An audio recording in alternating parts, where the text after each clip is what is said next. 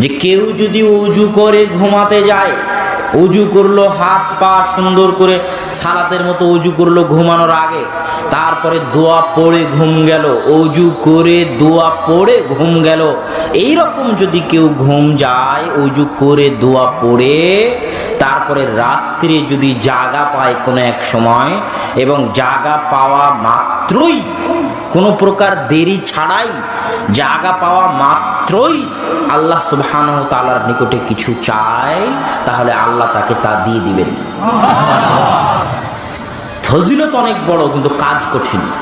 আপনি হয়তো উজু করেও নিলেন, ভালো কথা, দোয়াও পড়ে নিলেন, ভালো কথা, কিন্তু রাত্রে ঘুম ভাঙার পরেই যে আল্লাহর কথা মনে পড়বে, আর কি গ্যারেন্টি? এই জায়গাতেই 99% মানুষ ফেল করবে। যাদের আল্লাহর সাথে সম্পর্ক খুব গভীর, যারা আল্লাহকে স্মরণ করতে করতে ঘুমায়, আল্লাহকে ভাবতে ভাবতে ঘুমায়, একমাত্র তারা